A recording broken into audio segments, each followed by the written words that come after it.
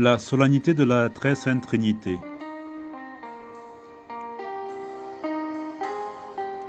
La solennité de la très sainte Trinité. Dieu, une famille unie de trois personnes. Mes frères, mes sœurs bien-aimés, nous célébrons aujourd'hui le mystère central de notre foi chrétienne, la solennité de la très sainte Trinité. Pour les platoniciens, les réalités divines ont leur image, leur copie dans les réalités humaines. Selon saint Augustin d'Hippone, par exemple, l'être humain porte en lui l'image de la Trinité, à savoir l'intelligence, la mémoire et la volonté. Pour certains, on peut aussi voir cette image de Dieu, Trinité, dans la relation entre le Père, la Mère et l'enfant. L'amour entre le Père et la Mère est source de l'enfant, tout comme l'amour entre Dieu le Père et le Fils spire ou fait jaillir l'Esprit Saint. L'enfant n'est pas moins humain que son Père et sa Mère. De même, Dieu le Père n'est pas plus Dieu que son Fils et leur commun esprit. Tous trois ont la même substance ou la même nature divine. De même que l'enfant et ses parents ont la même nature humaine, la même humanité. Dans l'anthropologie chrétienne selon saint Paul, l'être humain est fait de trois composantes qui ne font pas de lui trois personnes toutefois.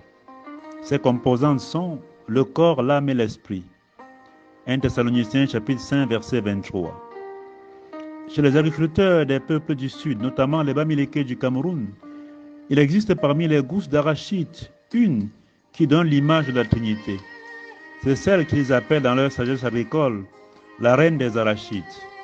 Magosam ou Manyebata, c'est une gousse, mais pourtant, elle porte trois graines en son sein. Mes frères, mes sœurs bien-aimés, toutes ces images ne sont que des images, voyez-vous. Comme telles, elles ne peuvent représenter la Trinité elle-même.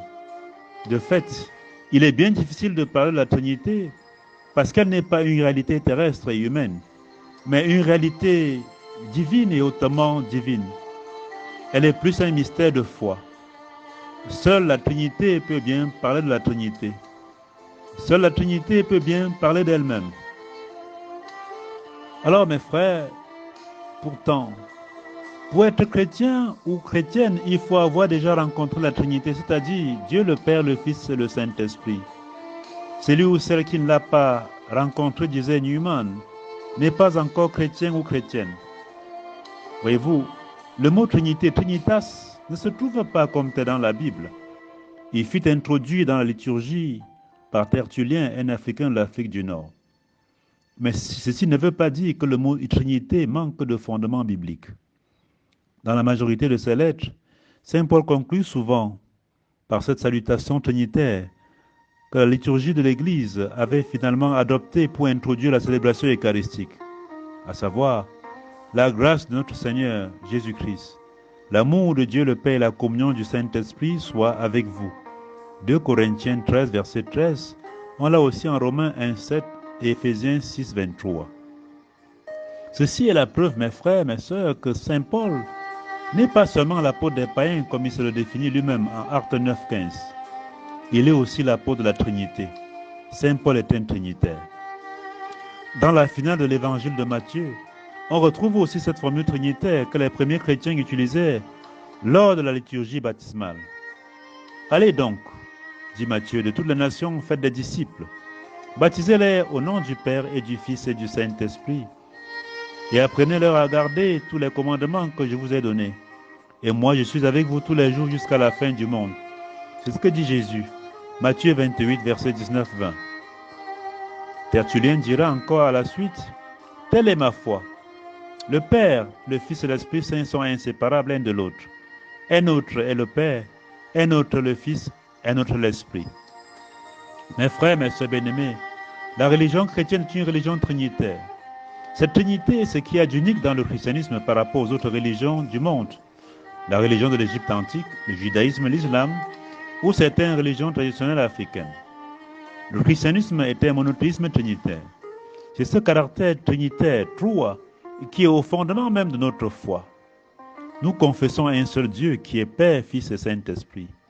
Cependant, pas trois dieux en trois personnes, ni trois personnes en trois dieux, ou encore une même personne en trois faces, mais bien un seul Dieu unique en trois personnes.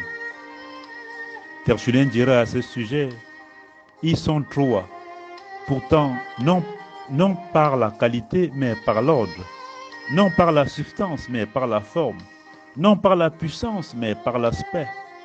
Ils sont d'une seule substance, d'une seule qualité et d'une seule puissance, car il n'y a qu'un seul Dieu. Mais en raison de leur rang, de leur forme et de leur aspect, on les désigne sous les noms de Père, Fils et Saint-Esprit, nous dit Tertullien. Mes frères, mes sœurs bien-aimés, Dieu est parole. Cette parole est celle du Père. Et cette parole est Jésus-Christ, son Fils unique, venu dans la chair. C'est par lui qu'il a parlé jadis de maintes manières à nos pères par les prophètes. Et c'est lui, venu dans la chair, qui est la dernière parole en ce temps qui sont les derniers, comme dit Hébreux chapitre 1, verset 1 à 2. Dieu est esprit et il a un Esprit Saint qui s'appelle aussi le Paraclet, le donateur de vie, le sanctificateur, le souffle, la source d'eau vive. C'est lui qui parlait par les prophètes et nous fait être chrétiens, enfants de Dieu. 1 Corinthiens 12, 3. Les trois, le Père, le Fils et l'Esprit Saint, sont Dieu, mais sans en constituer trois dieux, mais un seul Dieu en trois personnes, selon que la divinité, la substance divine est unique en eux trois. Mes frères, mes sœurs bien-aimés, c'est le Christ qui nous a révélé le mystère de la Trinité, du Père, du Fils et du Saint-Esprit. Par son incarnation, il l'a fait. Sans lui, on n'aurait jamais su que Dieu est Père, qu'il a un Fils et un Esprit. On se rappelle Jean 1, 18, qui dit « Personne n'a jamais vu Dieu. Dieu Fils unique qui est dans le sein du Père nous l'a dévoilé. » Et encore, « Je te loue, Père, Seigneur du ciel et de la terre, d'avoir caché cela aux sages et aux intelligents, de l'avoir révélé aux tout petits. Personne ne connaît le Père, sinon le Fils, et personne ne connaît le Fils.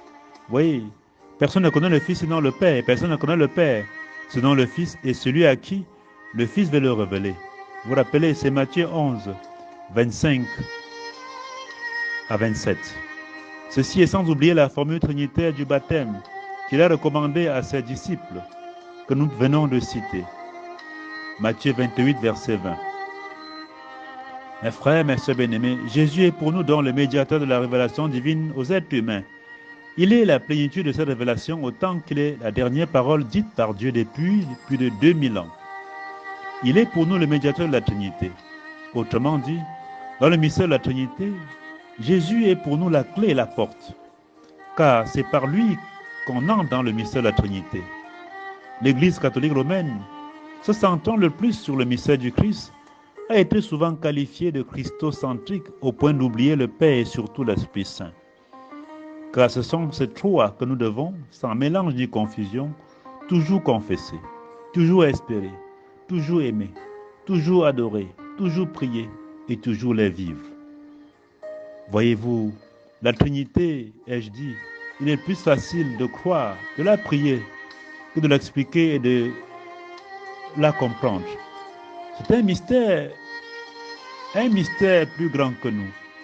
C'est pour cela que Saint Augustin disait encore, nous parlons de Dieu. Quoi d'étonnant si tu ne comprends pas? Si tu comprends, ce n'est pas Dieu. Atteindre un moment Dieu par l'Esprit est une grande béatitude, mais le comprendre est impossible. C'est ce que disait Augustin d'Hippone. Dieu seul peut bien parler de Dieu, disait Pascal.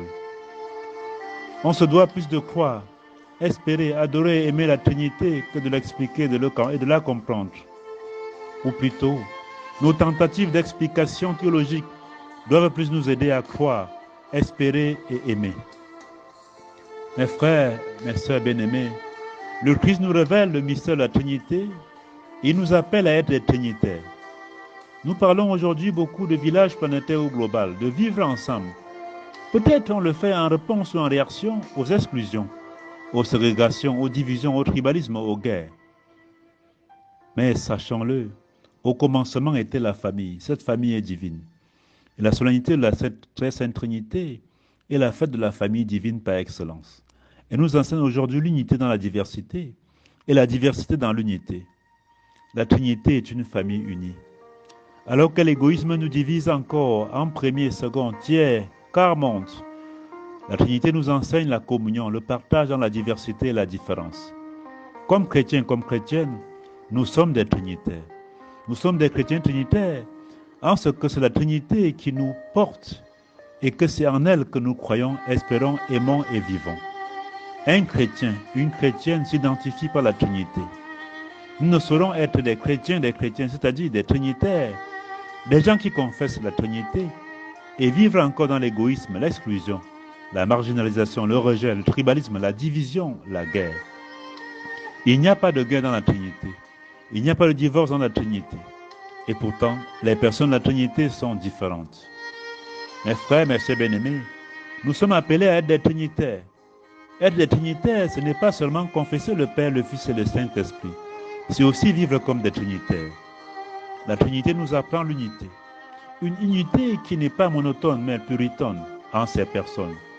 C'est pour cela que nous parlons de diversité dans l'unité. L'unité ici n'est pas fermée. Elle est une unité ouverte. Elle est ouverte parce qu'elle est amour. C'est grâce à cette ouverture d'amour que la Trinité a créé l'humanité, a créé l'univers visible et invisible. Voyez-vous, la Trinité n'est pas égoïste. Tout ce que nous faisons dans notre vie personnelle, dans notre famille, dans la société, dans le monde, pour promouvoir l'amour, la communion, l'unité entre les peuples et Dieu, entre les peuples avec eux-mêmes, est Trinité. Aimer son prochain comme soi-même est Trinité, car Dieu est amour. 1 Jean 4, 8 et 16. Ce Dieu trine en qui nous croyons est amour. Et dit que Dieu est amour, c'est dit que la Trinité est amour.